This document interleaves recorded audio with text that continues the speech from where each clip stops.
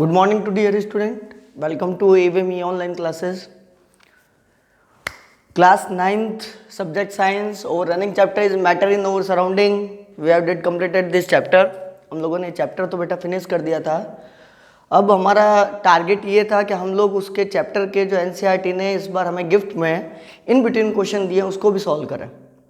तो हम लोगों ने क्या किया था कि पिछले वीडियो के अंदर यानी कि जो मेरा लास्ट लेक्चर था उसमें मैंने कुछ इन बिटवीन क्वेश्चन उसको सॉल्व करवाए थे. अगर आप लोगों ने नहीं देखा है तो प्लीज़ आप लोग वो पिछले वाले वीडियो को फॉलो जरूर कर देना. क्यों? क्योंकि पिछले वाले वीडियो से आप लोगों को पता चलेगा किस तरह के क्वेश्चन जो है वो NCERT बनाता है, जो हमारे लिए आगे बहुत ज़्यादा हेल्पफुल रहेगा. क्यों? NCERT हमें एक्चुअली प्रिपेयर करता है. 9 के बच्चों को इतना प्रिपेयर कर देता है ताकि 10th में बोर्ड एग्जाम के लिए वो ऑलरेडी एक आप कहते हैं ना एक लेवल तक पहुँच जाए, है ना. तो उसी सीरीज़ को आगे बढ़ा देते हैं. आज हमारा सेकंड जो लेक्चर होगा again the in between questions which are already given in your text book. आप लोगों के टेक्स्ट बुक के बीच में ही कुछ इन बिटवीन क्वेश्चन दे रखे हैं. हम लोग उसी सीरीज़ को आगे बढ़ाते हैं और आज कुछ और इन बिटवीन क्वेश्चन करने की कोशिश करते हैं. ओके बच्चों, तो देखो अगला जो क्वेश्चन है वो ये है, ध्यान से सुनना. अगर वीडियो क्लियर नहीं आ रहा हो तो आवाज़ ज़रूर आएगी, मेरी आवाज़ को फोकस करना, ठीक है ना. Arrange the following in the order of the increasing density. Arrange the following in the order of increasing density. आप लोगों को सबसे पहले तो मैं ये बता देता हूँ कि डेंसिटी होता क्या है. आप लोगों ने पहले पढ़ रखा है कि ये डेंसिटी वर्ड क्या होता है. मैं आप लोगों को इन शॉर्ट में समझा देता हूँ. उस तरफ देखना, मैं इस तरफ आप लोगों को समझा रहा हूँ. डेंसिटी का मतलब क्या हो जाता है. Density means mass per unit of volume. यानी अगर कोई आपके पास में कोई एक सब्सटेंस पड़ा है, ध्यान से सुनना. जैसे ये एक सब्सटेंस है, क्या है ये? डेस्टर है. अगर डेस्टर है, अगर मैं बोलूं कि ये इसका वॉल्यूम है, लेंथ हो गया, ब्रेथ हो गया और हाइट हो गया. ये इसकी लेंथ हो गई, ये इसकी ब्रेथ हो गई और ये इसकी क्या हो गई है? हाइट हो गई है. तो ये जो इसकी जो 3D है, मतलब लेंथ ब्रेथ और हाइट जो है उसका कितना मास कवर कर रहा है वो उसकी क्या कहलाएगी? डेंसिटी कहलाएगी. हर एक इंडिविजुअल सब्सटेंस अपने अपने एक अलग डेंसिटी लेकर चलता है. तो वहीं पर ही मैंने कुछ सब्सटेंसेस के नाम लिखे हुए हैं. फॉर एग्जांपल के लिए मैंने एयर लिखा है, मैंने ऑक्सर्ट फ्रॉम टू द चिमनी लिखा है, मैंने हनी लिखा है, मैंने वाटर लिखा है, चॉक लिखा है, कॉटन लिखा है, आयरन लिखा है. अब आपको ये बताना है किसकी डेंसिटी ज़्यादा है. तो एक शॉर्ट में मैं आप लोगों को ट्रिक बता देता हूँ बच्चों. मैंने आप लोगों को हालांकि क्लासेस में बताया था कि डेंसिटी जो होती है वो डायरेक्टली प्रोपोर्शनल होती है मास से.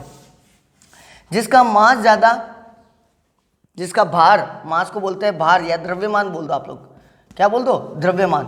हिंदी मीडियम की किताबों में द्रव्यमान लिखा होगा. तो जिसका भार ज़्यादा उसका घनत्व भी ज़्यादा. घनत्व का मतलब होता है उसने घेरा हुआ भी ज़्यादा है. मास ज़्यादा होगा तो डेंसिटी ज़्यादा होगी. ओके, तो आप लोगों को ध्यान रखना है कि जिसका मास ज़्यादा हो जाएगा उसकी डेंसिटी ज़्यादा हो जाएगी. और जिसका वॉल्यूम, ध्यान से सुनना, जिसका वॉल्यूम ज़्यादा हो जाएगा उसकी डेंसिटी कम हो जाएगी. क्यों होगी? क्योंकि they are the indirectly proportional. अब आपको समझ में आ गया होगा हमको इसको अरेंज किस में करना है. अरेंज करना है इंक्रीजिंग ऑर्डर में. यानी आपको सबसे पहले लगाना है सबसे कम डेंसिटी किस में होती है. तो आप लोग फोकस करो, गौर करो कि इन सब में से सबसे हल्की चीज़ कौन सी है. तो मेरे हिसाब से आप लोग पाओगे air is a very less density. Air की सबसे लेस डेंसिटी होती है. तो देखो एयर हो गया, है ना. आप लोगों को इनको इंक्रीजिंग ऑर्डर में अरेंज करना है ना. तो एयर से बड़ा कौन होगा? एयर के बाद में आ जाएगा exhaust from to the chimney. Exhaust from to the chimney का मतलब क्या हो गया बेटा?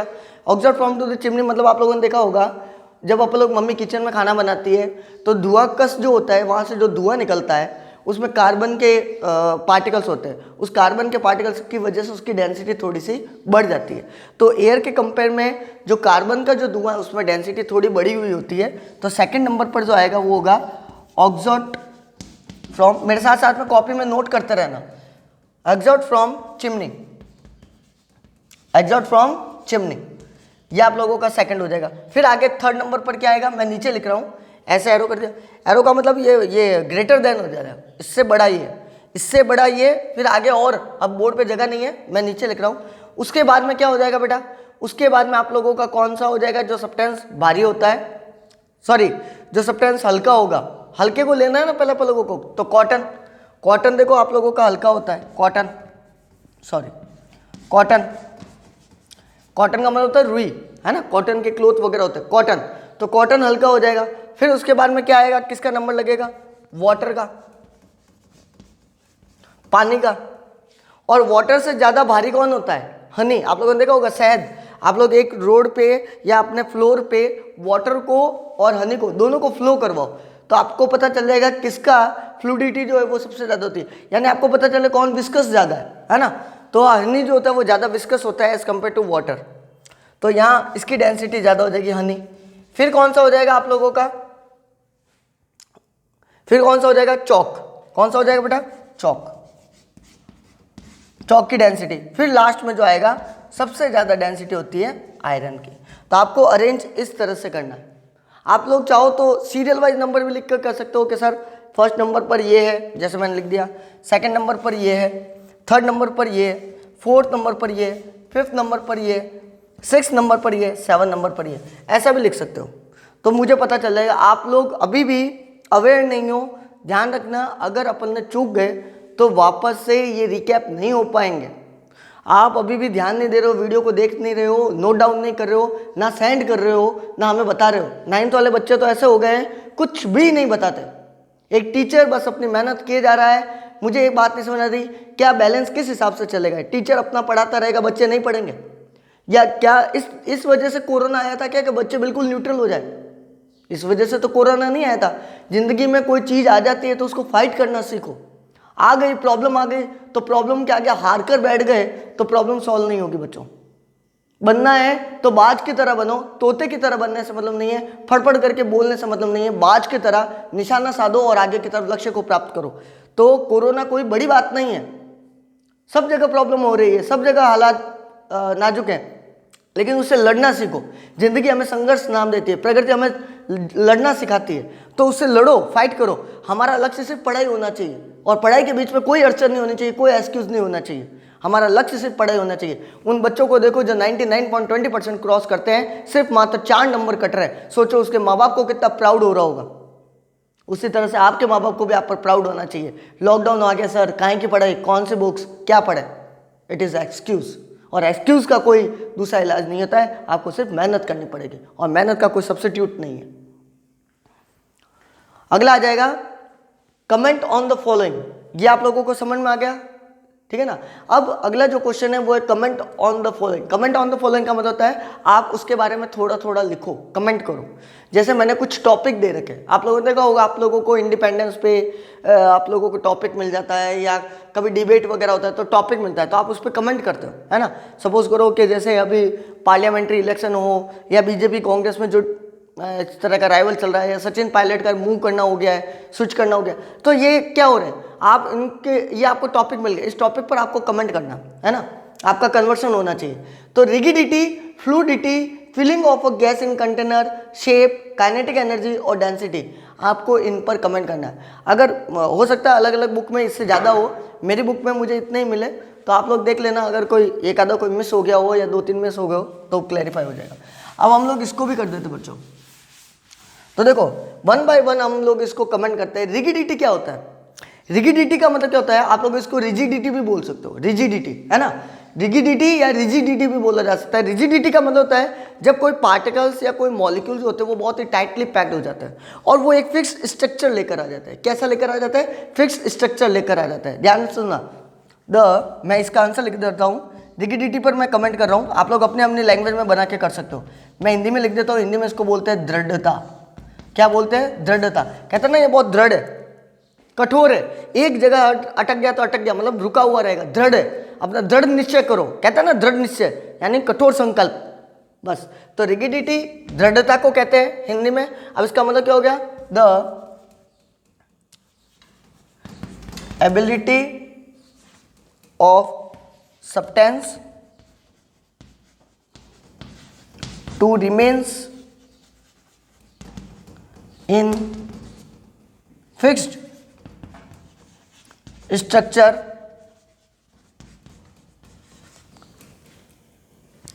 with applying external force। क्या मतलब हो गया? आप जैसे ये रिगिड है, कैसे रिगिड है? अगर मैं इसके ऊपर एक्सटर्नल फोर्स अप्लाई भी कर रहा हूं तो भी ये अपना शेप चेंज नहीं कर रहा है। तो ऐसी प्रोपोर्शनिटी का मतलब होता है ऐसा टेंडेंसी या ऐसी एबिलिटी उस सब्सटेंस की जो हमेशा उसको उसके फिक्स स्ट्रक्चर में रखने की कोशिश करता है, उसके मॉलिक्यूल्स को एक ही जगह रखने की कोशिश करता है with applying the external force. आप चाहे कोई भी एक्सटर्नल फोर्स अप्लाई कर रहे हो। I hope it is clear. अब अपना ये वाला भी कंप्लीट हो गया। आगे ले लेते हैं नेक्स्ट फ्लूइडिटी को। इसको नोट आउट करते रहना बच्चों, ठीक है ना, नोट आउट करते रहना। मैं 2 मिनट रुका हूँ, आप लोग नोट आउट कर लो इसको। मैं जब तक फ्लूइडिटी का यहाँ आंसर लिख देता हूँ इस जगह पर। आप लोगों ने ये भी नोट आउट कर लिया होगा। चलो कोई बात नहीं, वीडियो को पॉज कर देना फिर नोट आउट कर देना। मैं अगला लिख रहा हूँ फ्लूइडिटी।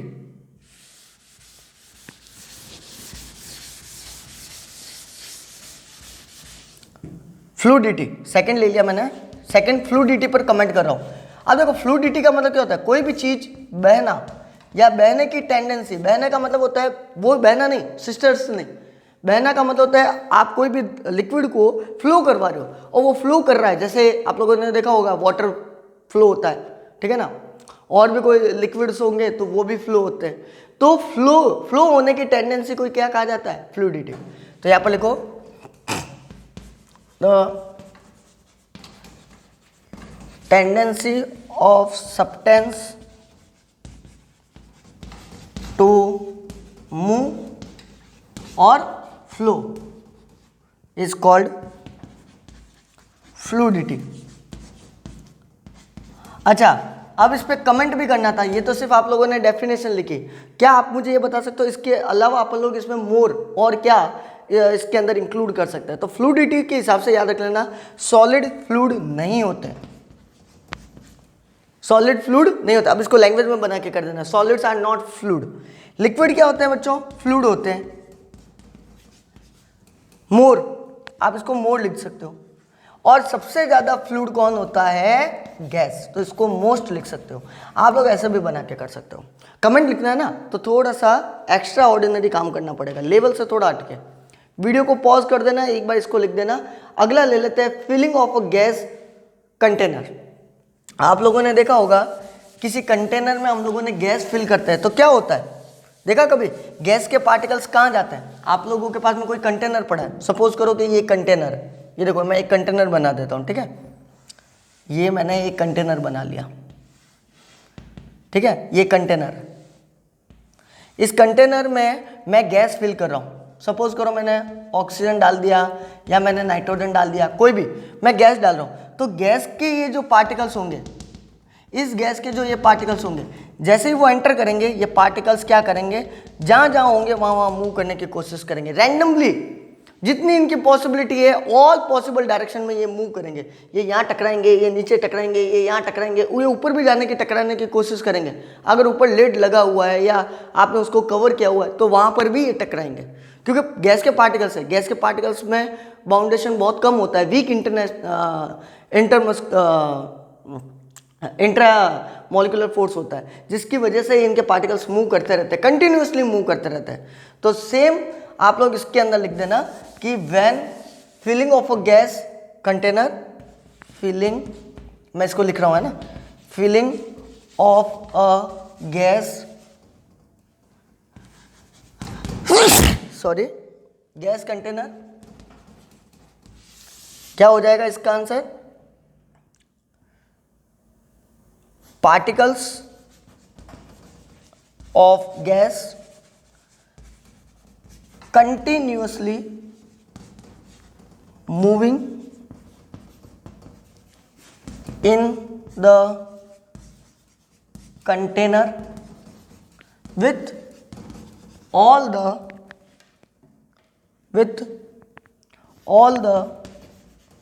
possible direction, हर एक डायरेक्शन में क्या करेंगे, मूव करेंगे विथ रैंडम मोशन। कैसा मोशन होगा बेटा, रैंडम। रैंडम मोशन का मतलब ये होता है जिगजैग। आप लोगों ने देखा होगा तितलियों को इधर उधर, तो जिगजैग, इधर से उधर से इधर, इस तरह से मूविंग करते रहेंगे, कंटिन्यूसली मूविंग करते रहेंगे, ठीक है ना।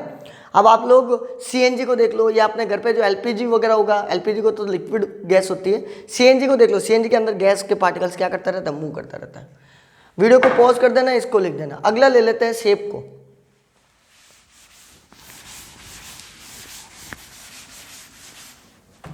थर्ड, शेप को ले लेते हैं। अब ये शेप क्या चीज हो गया भैया? शेप का मतलब होता है आकार। अब किसी का आकार तो फिक्स होता है, आप लोगों ने देखा होगा। ये डस्टर है, डस्टर का आकार फिक्स है, क्या इसका बदल जाएगा? आज ट्यूसडे को ऐसा लग रहा है, ट्यूसडे को ये डस्टर ऐसा लग रहा है, कल मैं वेडनेसडे का हूं तो ये ऐसा हो जाएगा? नहीं, आकार नहीं बदलता। यानी कि कहने का मतलब है the substance which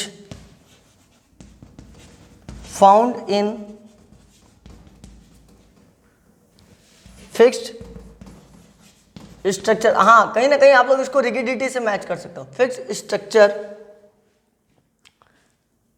remains always, हमेशा वो एक ही रहने की, एक ही अवस्था में रहने की या एक ही आकार में रहने की कोशिश करता है, तो उसको क्या कहा जाता है? शेप। अब शेप के आकार पर, शेप के आधार पर आप लोग कमेंट भी कर सकते हो। जैसे मैं आपको बोल रहा हूँ सॉलिड, तो सॉलिड का शेप कैसा होता है? फिक्स्ड। लिक्विड का शेप फिक्स नहीं होता, क्यों? वो कंटेनर पर काम करता है। जैसे आप लोगों ने बकेट में डाला, बकेट का शेप ले लिया, बाउल में डाला, बाउल का शेप ले लिया, ग्लास में डाला, ग्लास का शेप ले लिया, तो ये नॉट फिक्स्ड होता है।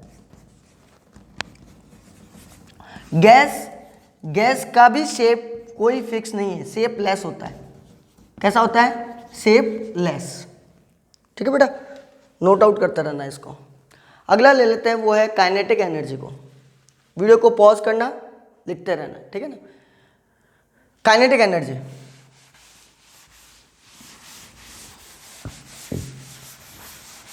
काइनेटिक एनर्जी पर कमेंट करते हैं। आप लोगों ने पहले पढ़ रखा है काइनेटिक एनर्जी। मैंने आप लोगों को बताया था एनर्जी का मतलब क्या हो गया? Ability to complete work. Energy का मतलब ये होता है कोई भी क्षमता, काम करने की ताकत को क्या कहता है? एनर्जी कहता है। Ability to do work is called energy. और एनर्जी जनरली मैकेनिकल फॉर्म में, दो फॉर्म में होती है, पोटेंशियल एनर्जी और काइनेटिक एनर्जी। अब आपको मालूम है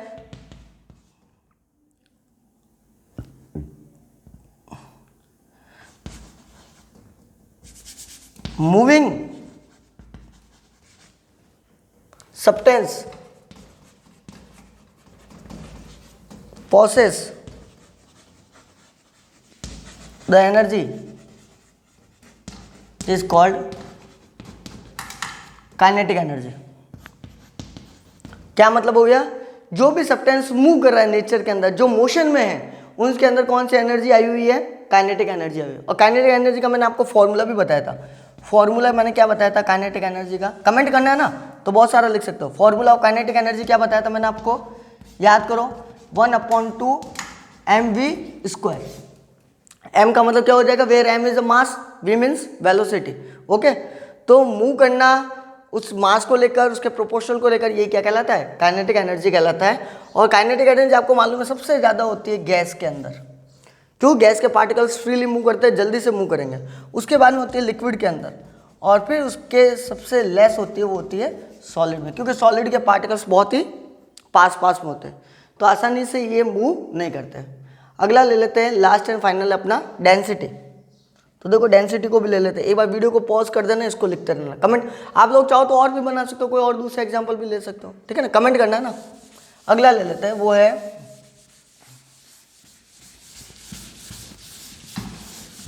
अगला कौन सा ले लेते बेटा? लास्ट अपना है डेंसिटी। तो देखो डेंसिटी शायद अभी मैंने आप लोगों को अभी लेटेस्ट अपन ने ये वाला क्वेश्चन किया है। इधर देखिए जरा, अभी अपन ने लेटेस्ट क्वेश्चन किया, मैंने आपको बताया था डेंसिटी का मतलब होता है, density it means mass per unit of volume of a substance is called density. तो आप लोगों की डेफिनेशन तो बन गई। इसको डी से डिनोट किया जाता है, mass per unit volume of a substance is called, क्या बोलेंगे इसको? डेंसिटी। ये तो क्लियर हो गया, ये फंडा अपना दिमाग में पहले बैठ गया था। फॉर्मूला क्या हो जाएगा? फॉर्मूला हो जाएगा density equals to mass upon volume. अब इसका मेजरमेंट यूनिट देखो, ऐसा यूनिट देखो, ऐसा यूनिट क्या हो जाएगी? मास को किस में मेजर करते हैं? किलोग्राम में, केजी में। वॉल्यूम को मीटर क्यूब में, क्योंकि लेंथ, ब्रीथ और हाइट तीनों होती है ना, तो किलोग्राम पर मीटर क्यूब। ये क्या हो जाएगा? डेंसिटी का हो जाएगा। आप लोग इसकी छोटी यूनिट भी बना सकते हो, ग्राम, ये भी लिख सकते हो। Gram centimetre cube. ये छोटी यूनिट हो जाएगी, ये बड़ी यूनिट हो जाएगी। अब डेंसिटी के अकॉर्डिंग और भी बहुत सारे कमेंट कर सकते हैं, जैसे यहाँ पर अपन लोगों ने किया था, सॉलिड में डेंसिटी ज़्यादा लिक्विड की कंपेयर टू लिक्विड डेंसिटी, और सबसे लेस डेंसिटी होती है वो गैस की होती है। तभी तो बलून वगैरह को आसानी से अपन लोग उठा लेते हैं। मैंने बोला गैस की टंकी को उठाओ तो वो नहीं उठा पाओ, क्यों? वो सॉलिड फॉर्म में। ओके बच्चों, एक बार इसको लिखो, नोट आउट करो, फिर मैं आप लोगों को कुछ घर के लिए क्वेश्चन डालता हूँ, वो भी आप लोगों को करना है। एक बार इसको जल्दी से लिखो क्योंकि मुझे बोर्ड इरेज करना है। जल्दी से एक बार लिख दो फटाफट।